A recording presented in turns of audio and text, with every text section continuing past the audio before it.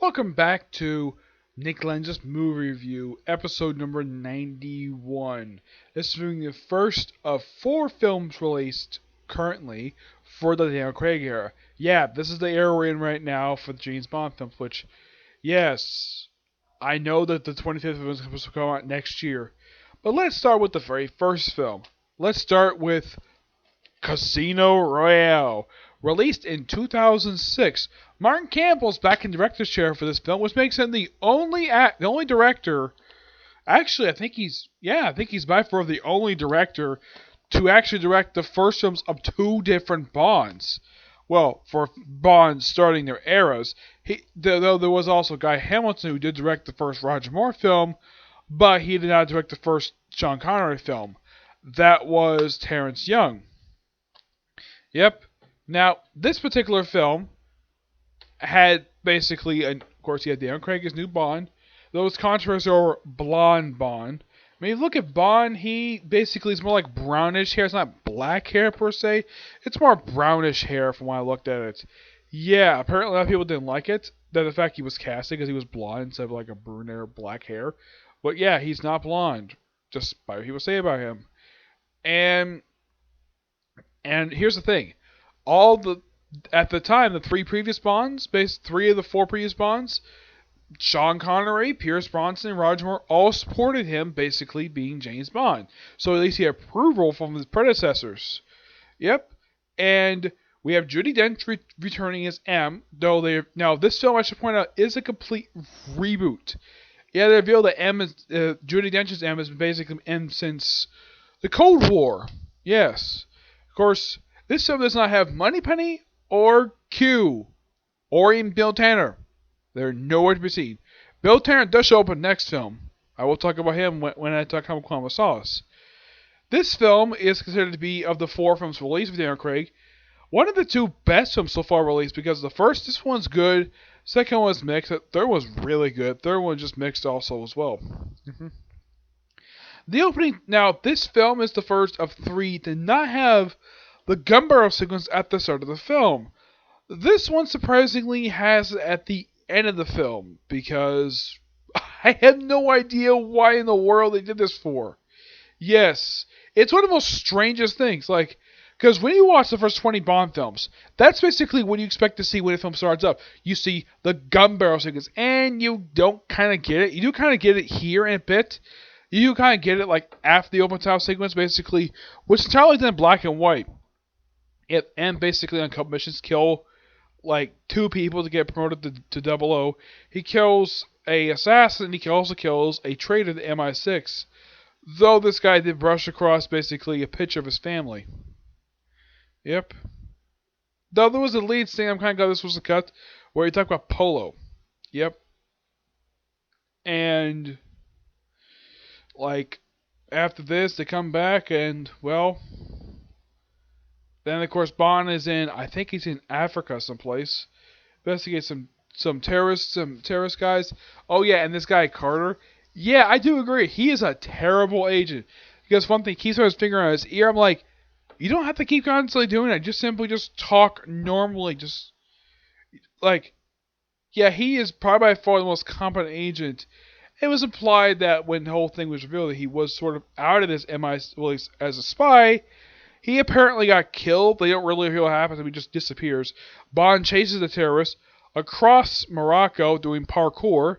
Yeah, this is basically, I should point out though, from what I heard, this is heavily inspired with Jason Bourne films because, well, the James Bond films are basically taking inspiration from Jason Bourne films for some reason. I have no idea why. They chase across a construction site. Eventually come across a embassy. He's like, oh, I'm protected. He's like, okay, I'll shoot this thing. Bam, blows it up. And apparently it's in the paper. And basically is mad at him for doing that. I mean, she doesn't regret promoting him. Basically, he earned it. And, well, he's certainly an international incident. So, yeah. So, he's sent to Casino Royale, which, in the film, they actually, is not in France, because that's where it was originally. This one is in Morocco, of all places. Yes. Yeah, it's in Morocco. I don't really know why they changed it for, because I should point out, though, this is the first James Bond film since The Living Daylights actually adapts from the novels. Yes. It's also the first one since Living Daylights to actually be in, well, based from novels, yes. Oh, yeah, and the casino is actually in Montenegro. Well, in the original book, it was in France. And of course, they changed the reason why the main villain of the film, Le Chiffre, who was played by Mads Mikkelsen. Before I continue, I should point out this is the third adaptation of this particular book. The first time's back in the 50s in a really, really bad black and white TV show episode. Yeah. The second time it was adapted was 1967 as a spoof. Yes.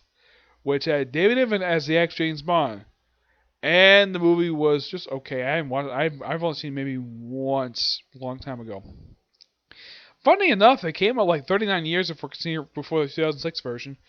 And apparently the reason why it took so long to do a film because they were going through legal stuff with Kevin McClory. Yeah, he stuck his nose in again, and he tried to get right back. He tried to get to sue him again for something, though he later died, and the rights, the whole thing involving Spectre, were put back to Eon Films where it belongs. Yeah, Kevin McClure, his family really need to stop suing Eon Films. Yeah, of course, according to the documentary I saw about this, yeah, it's like, oh no, we have to have a enemy from the past returns. Yep. So, yeah. Then before we introduce Lishy, we introduce this character, Mr. White. After this opening scene, he's at this one scene when he's introduced into Le Chiffre. He's never seen it at the end of the film. I'll talk about that soon. And I got to hand to Matt Mikkelsen. He plays a very good Le Chiffre. Well, in the novel, he was overweight. Matt Mikkelsen's got a scar, and he suffered from amnesia. Not amnesia. Asthma. Yep. And, well, Bond chases him around and goes to the Bahamas. And also, Bond wins the Aston Martin DB5 in a card game from one particular guy, and then he takes the guy's wife, has sex with her, and then next time we see a woman, she is killed. The guy himself, well, he's seen one other scene, plays killed, and that's the last see of him. Yep. At least you know how Bond gets his Aston Martin DB5. Yeah. Of course, before he leaves her, he says, call for some champagne morning. He's like, for two? No, for one. And of course, he goes to prevent introduction of an airline, which was supposed to blow up and crash the stock market, to crash this plane, the company that made the plane. Despite the fact he did prevent the destruction of this plane, he's arrested by the Miami Police Department.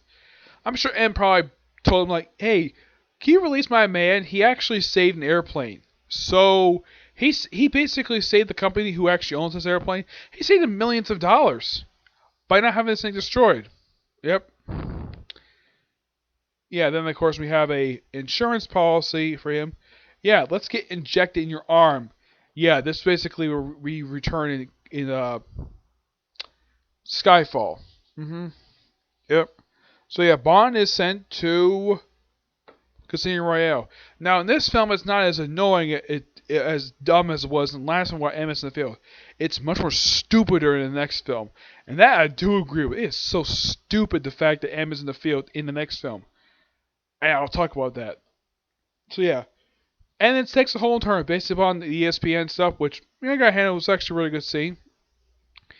And of course, on the way to there, he meets Eva Green's character, Vesper Lloyd, who is from the novels per se. Yes, she is from the novels. She's from the first novel, and she's a treasure agent in this film. In the book, she's just basically Bond's girlfriend. Yep. And, well, basically kind of like a secretary for him. Oh yeah, and if you read the original novel, like, oh my gosh, basically Bond is a sexist pig in the original novel. Thank God they toned it down in this movie. So yeah, she says, Justin's like, hey, on the money, and he's like, every penny of it.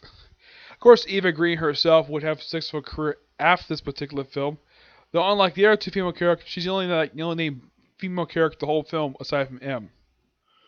Yep. So yeah, Bond's with her the whole movie. No other Bond girl aside from her. Yep. Apparently, this era has like one Bond girl, or at least one definitive. There's some tragedy for some of the Bond girls in this particular era for some strange reason.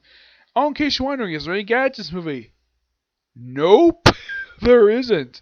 They do have a defibrillator in Bond's car. That's it. Yep. So yeah, they order some. Like they have this hilarious scene where, like they start the card game. And the correspondent has to order some drinks. Like vodka martini, shaken not stirred. And of course you're like me too, me too, me too.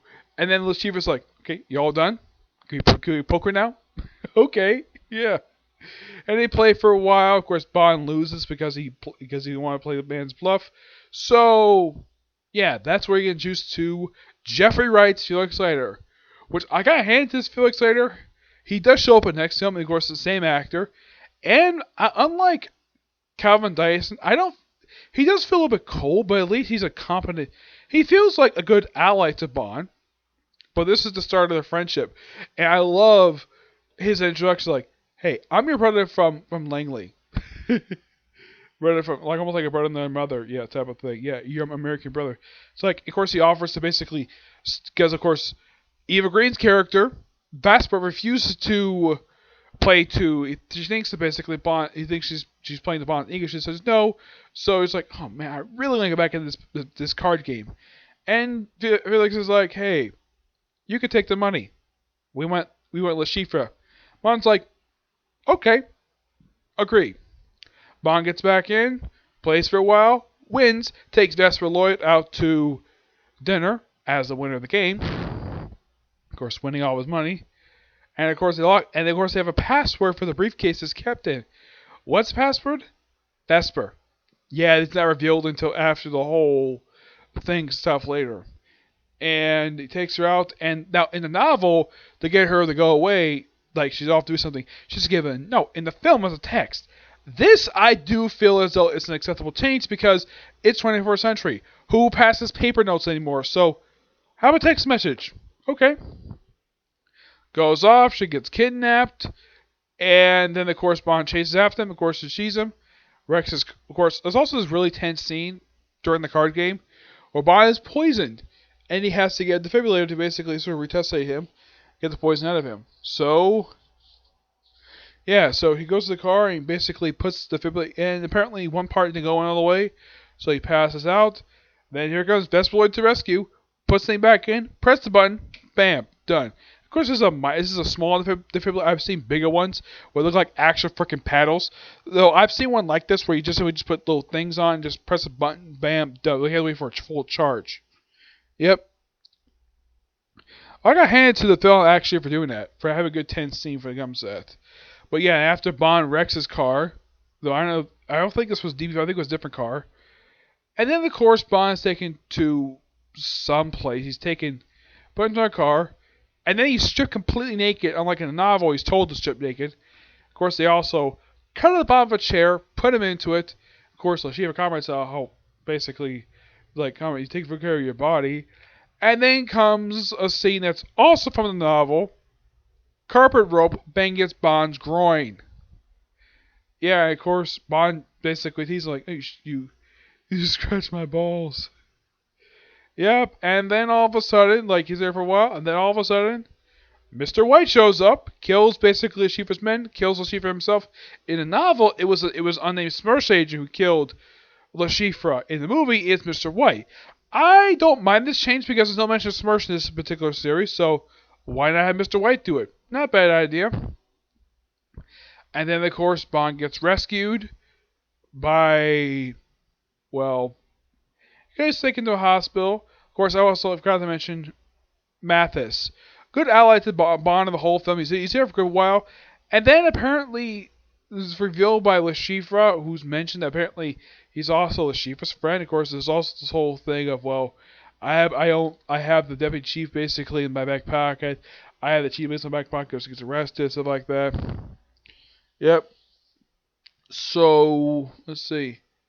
I'm trying to think here. Oh yeah, Bond gets taken to the hospital. So I guess he did honestly give him Le Chiffre. They gave him Le Chiffre's corpse. Yep, and of course Bond's coming to the hospital. And it seems like he's fully recovered, of course, because he won, so getting the money. And of course, Vesper says, well, what's the password? Vesper. He's like, she's like, what? Passes my name. And of course, then they proceed to have sex. Now, this is not the only time moment they do this. There's a couple of moments that I forgot to mention. One is basically when he gets first introduced his dinner jacket, and she's like, he's got a dinner jacket. And of course, he's another dinner jacket. It's like, what's this? Dinner jacket. I have a dinner jacket. It's like, and she says, there's dinner jackets, there are dinner jackets, and there are dinner jackets. This is the latter. Okay, we have another moment where Bond's basically fending off against a couple guys in a stairwell, and a very good choreographed scene where he kills both of them with a machete, and of course he hides bodies, and then Mathis basically hilariously puts him in another guy's car, and then of course, well, hits the thing, hits the alarm thing, and of course opens up, and there's dead bodies, and the owner of the car is arrested. Of course, the guy's never seen again. Yep. Of course, Bond basically is comforting Vesper in the shower. Yep. All clothed, mind you. Yep.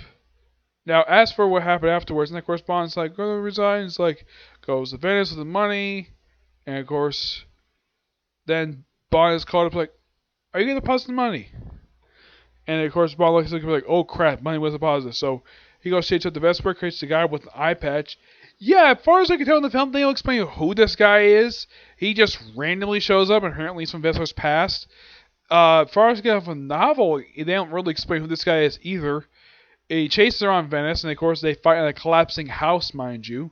Yes, this house that he's fighting is collapsing. Of course, Bond is very gadget to take these people out. And Vesper commits suicide in this particular scene, though it's different how she does in the novel. In the novel, she commits suicide by basically taking pills. She overdosed.